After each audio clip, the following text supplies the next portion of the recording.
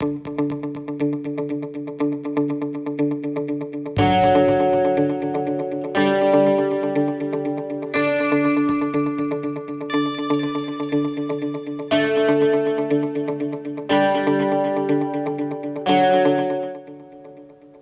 morning. Today I'm going to show you how to use Horos on your MacBook to review images from a canine patient that has had a myelogram in the spine. So I'm going to open this case here that is a post-contrast spine by, I'm going to click to release all the different series. There's two series. There's one that's no contrast and one post-contrast. So I'm going to select this one, double click on it. So of course Horos immediately opens, what appears to be a blank page. But if you just come up here and you select your drop-down menu on your window level and just choose full dynamic, it'll expose the axial view of the study. Now, if you're a person that enjoys reading axial views on CT, you can just get after it right here. It starts in the hips here, which, boy, this hip doesn't look too good. And, just use your mouse wheel to scroll beginning in the lumbar spine, and then it's going to get you into the thoracic spine, etc. You're not going to see very good detail in a spinal study in the abdomen or in the thorax, simply because it's set for a bone technique, the machine. So your eyes are going to go right here into the spine. Now, when I'm reviewing images that came out of a Vimago HDVI CT, that means that I can read these CT cases in 3 different axes all at once. This particular type of view is called a multiplanar view. And if we just go up here and we click our 3D viewer, we can click 3D MPR, and it's going to launch the multiplanar reader. So we're going to lose this axial study that's in front of us and replace it with 3 different views on the screen. The axial will be one of them. So now we have same patient with 3 separate views. This one is what I call the sagittal view. Here is our typical axial view here. And over here is what we call our coronal view, or you can also call it the dorsal view, depending on what terminology you prefer. So first thing I'm going to do is I like to hang these views in the way that I would hang a radiograph on a viewer, because it just makes it a little easier for me to read. So I'm going to go ahead and use my rotation tool here by clicking on it with my left click, holding it down, and then I'm just moving my mouse to rotate this image 90 degrees to the left. So I've got the head of the animal facing left as I would a lateral view on a radiograph. So now I'm going to select my magnification glass up here, and I'm going to left click on the image and just move my mouse upward or downward, and that can zoom this patient up and down. Now if you'll note, underneath here is our axial view, but if you'll also note, in this view here my spine is on top, and here my spine is underneath. So I want to get this spine rotated around to the top. Now I could use this tool if I wanted to do that, but that's a lot of trouble. I would rather just go up here to my 2D viewer menu and then run down here to orientation. Now before I do that, I need to click into this view. So now you see how the different view you're clicked into highlights that box. So I've highlighted the purple box, and then I'm going to go to orientation under 2D viewer, and then I'm going to flip the image vertical. So now my spine is on top and it matches my spine in my lateral view. So again, I'm going to blow this up. I don't care to look at the soft tissue in the abdomen, so I'm just going to blow it up past that. And now I've got the entire spine left to right in front of me. I've got the entire axial view also in front of me. And then here, this dorsal view, we can use as a scouting image if we want to know exactly where we are from nose to tail. So we can count our vertebra here if we want to and know exactly where we are using this coronal view as our scout. This is one of the things that's unfamiliar with a lot of board-certified radiologists in the veterinary field, is when they open a Vimago HDVI CT study, it doesn't open a scouting image with the axial view like a conventional CT would open. Instead, all you see is that axial view, which is just this view here. That's all they see. And when they see that and they don't have that scout image out to the side that essentially is a radiograph of the animal, that wherever they scroll here, it marks over there just like it's marking there now when I scroll through the axial image, then it confuses them and they don't understand what's going on because, well, they've never been trained how to use a software like Horos or maybe a software like what they're using to look at the multiplanar view of a high-definition volumetric CT like the Vimago. So essentially, you're going to read this however you prefer to see it. You know, if you like looking at axial images, then maybe that's what you do. You know, you're going to just scroll through your axials here and watch over here to the right, you know, where you're passing through on the animal. And if I'm missing something in the hips, I can grab this four-way, which is basically just my pan, and I can grab this image and drag it into place so I can see everything. And if I want to take this over here to this hip, guess what? It's going to the hip and all the other views. Again, same here. All the other views, same hip. So whatever we do to one of these views, it's going to do it to the other two views as well. So I'm going to pan down one more time. And I'm going to grab my spine here with my target, because what I want to do now is I want to roll up this spine and I want to evaluate you know, how the iohexol contrast agent has passed down through the spinal canal. If you ever want to look at this image in 3D color, we can come up here to our 3D viewer, select 3D volume rendering.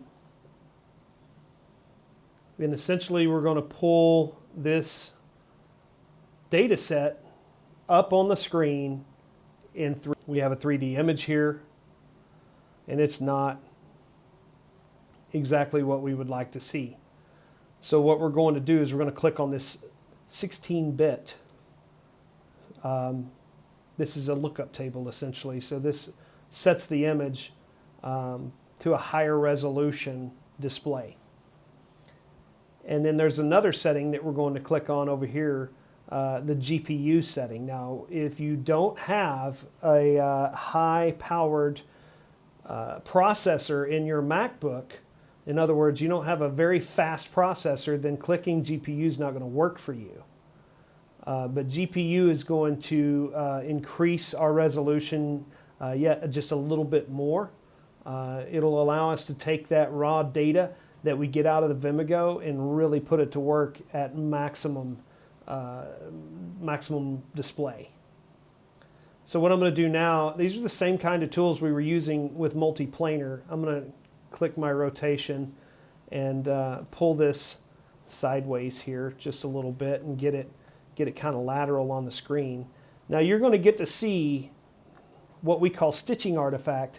It will appear in the 3D images sometimes exactly where we had captured these 18 centimeter or 12 centimeter stacks of images. And the only reason we see that is the animal tapers in density. So when we move to the next stack and we capture it and then we move to a thinner part of the animal and capture that, we can often see the border because our technique's affecting the tissue just a little differently since the density has changed. So that's what we call a stitching artifact. Our engineers are working on a way to remove that. So you're going to see that from time to time. And will it hinder our diagnostic quality? Not really. We've seen stitching artifacts severe enough to do it, but it doesn't happen consistently.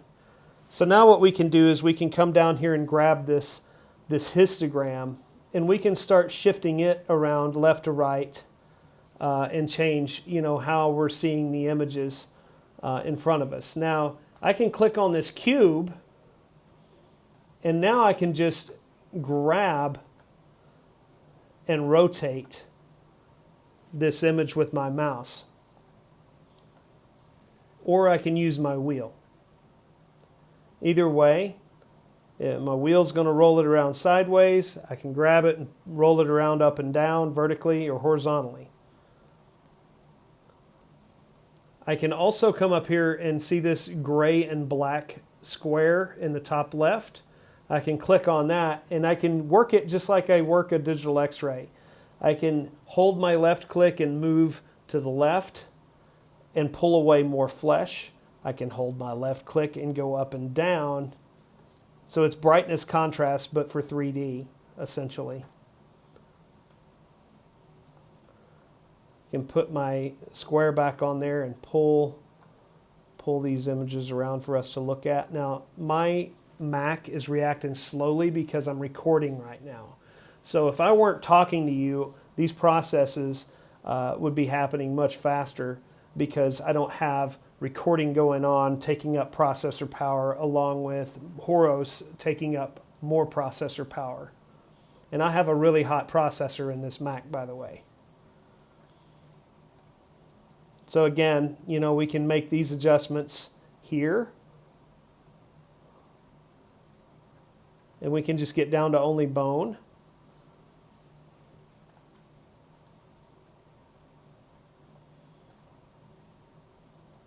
And see, now I have a pretty good picture of the animal, and I can crop certain features out. So if I want to crop these ribs out, I can do that just like so. And of course, I'm going to sacrifice the hips while I do that too. This animal actually has pathology in the hips and the spine. And so now I've got the animal squeezed down to only the spine. And now I can bring that across like so and rotate it however I see fit. Now, if I want to blow this up, it's the same process. Is get my magnifying glass and start clicking on it to bring the spine in closer. And I can still make adjustments here. And now, if I want to crop this again, I can move and expose the myelogram.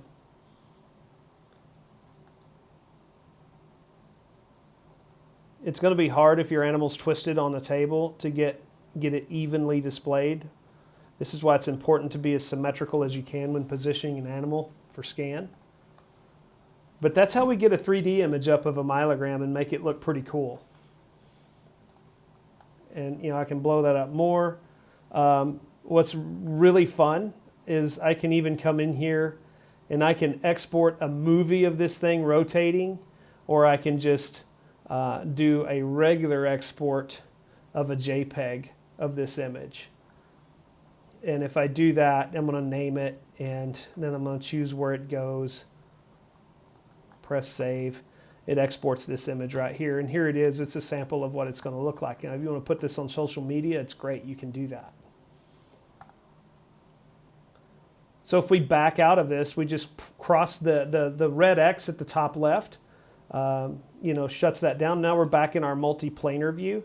And just remember, when you're over here, you can change this just like you do a radiograph too by clicking on this brightness contrast icon up here in the top left. And if you get it out of whack, where you just go to full dynamic again, and then that takes it back to normal. Now, if you come down here, these are actually designed for human CT and human MRI. These are different presets. Horos has not designed anything specifically for Vimago HDVI yet. So if we came down here and chose this CT abdomen, that wouldn't work so well. Bone kind of works. Brain, not so much. So just stick with the full dynamic, and you'll always be fine. And just manually adjust as needed. I recommend the Horos viewer because I'm a Mac user and I enjoy using Mac for imaging. I believe that Mac brings out the best in every data set that we evaluate coming out of a Vimago. But it's my personal preference. Are there others that are out there that are similar to Horos? Yes. There is a review software that you can, it's a DICOM conformant review software called Radiant DICOM Viewer. And I'll go ahead and take you over to Radiant's website. And you can download this particular viewer for your PC if you are a PC user. There's a freeware that you can download and use to evaluate the software before you make the purchase. But if you want to go ahead and make that purchase and maybe put it on several different review stations in your hospital, then you can do that here. And essentially, you'll be able to do one or more. So there's a different choice out there besides Horos. I prefer Mac's. Radiant, if you're a PC person, is going to be the best software you can buy to really maximize how your images look on screen. Coming out of the Vimago without using the Vimago workstation itself. So anyhow, thank you for joining me today for this little lesson. And if there's anything that I can do, just get in contact with me and I'll help you the best I can.